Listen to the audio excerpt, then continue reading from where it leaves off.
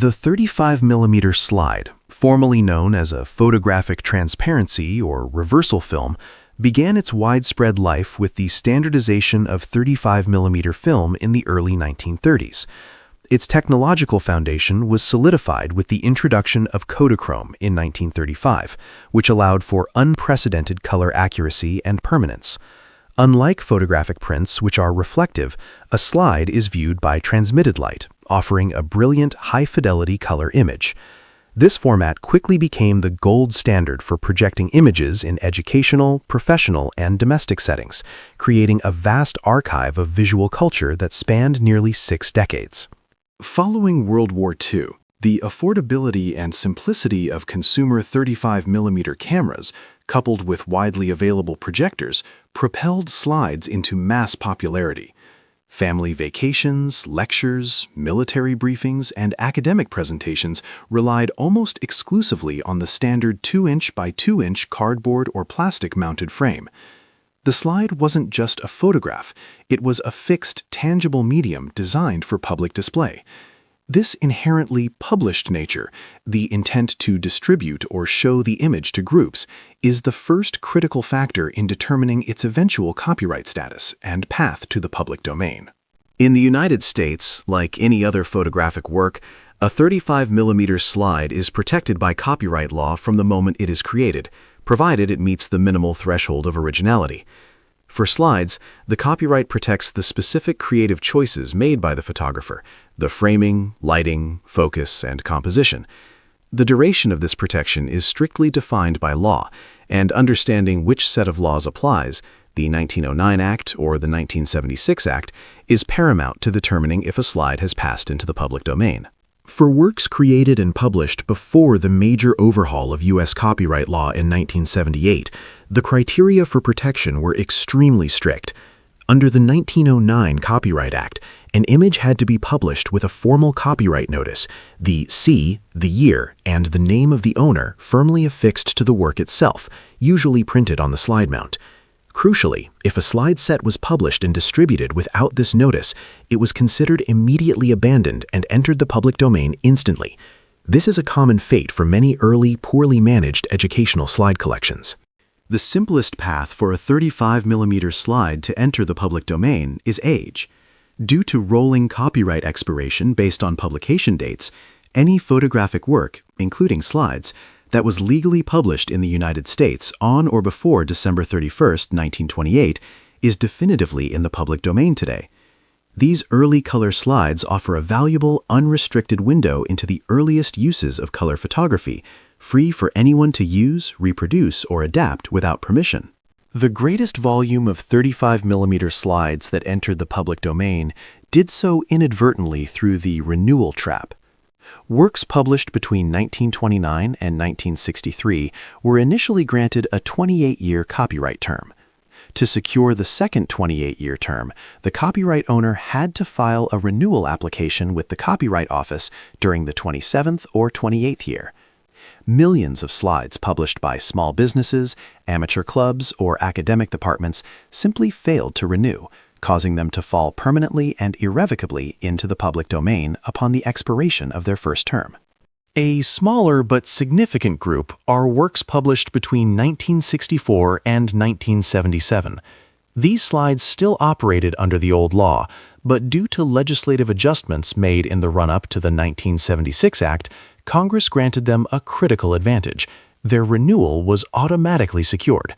While they still had a long term, they were protected from the accidental PD entry that plagued the pre-1964 works. These slides are generally still under copyright, unless they failed the initial publication notice requirement. The modern copyright era began on January 1, 1978. For any slide created after this date, copyright protection is automatic and lasts for the life of the creator plus 70 years. Formal notice and registration are no longer mandatory to secure protection, though they still offer legal advantages. Consequently, virtually no slides created post-1978 have entered the public domain through age yet, meaning institutional archives must manage these far longer terms carefully. The 1998 Copyright Term Extension Act, often called the Sonny Bono Act, cemented the length of protection for existing and future works. Importantly, it extended the term for pre-1978 works that were still under copyright at the time. This meant works that had properly renewed their copyright, including many slide collections, were granted an additional 20 years of protection, solidifying the legal requirement that we must still wait until 2048 for works published in 1948 to begin entering the PD. One massive and incredibly important source of public domain 35mm slides are those created by the U.S. federal government.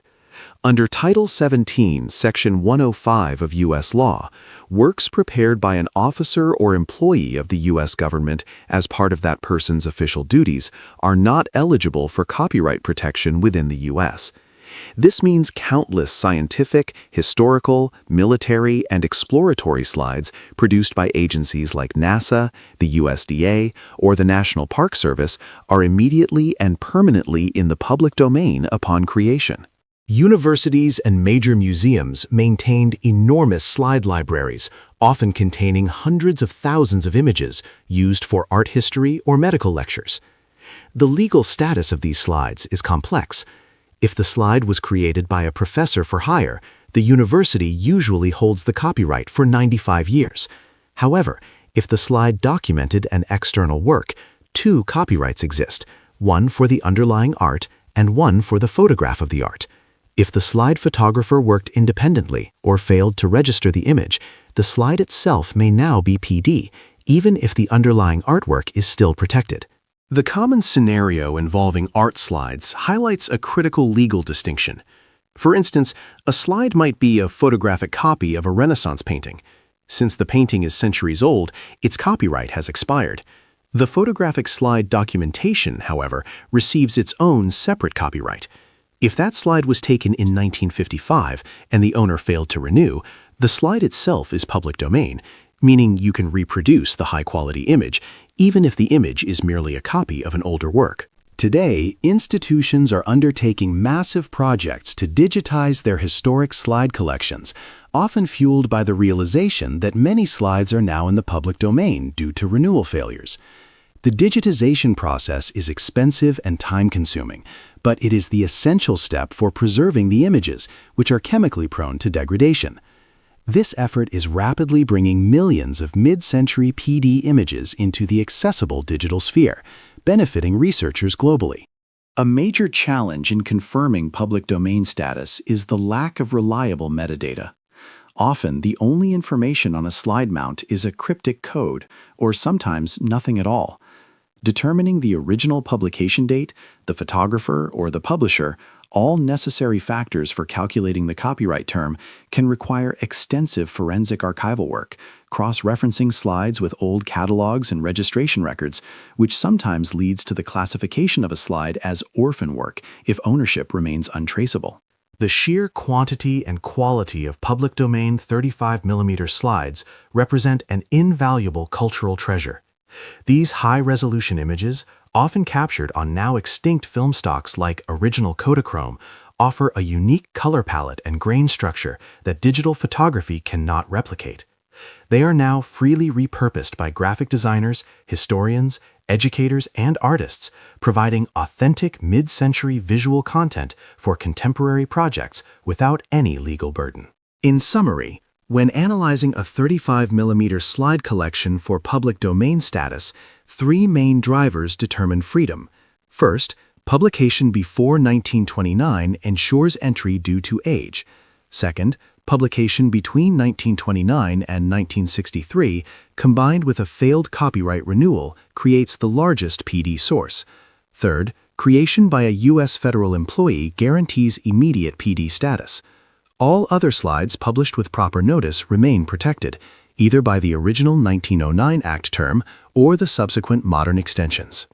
The transition of 35mm slides into the public domain is an ongoing process, enriching our historical resources annually. These fragile transparencies documented our world in vivid, fixed color during a pivotal century of change. By understanding the intricate rules of copyright that govern them, we can ensure that these millions of images are preserved, digitized, and made fully available to inform and inspire future generations, securing their legacy beyond their chemical lifespan.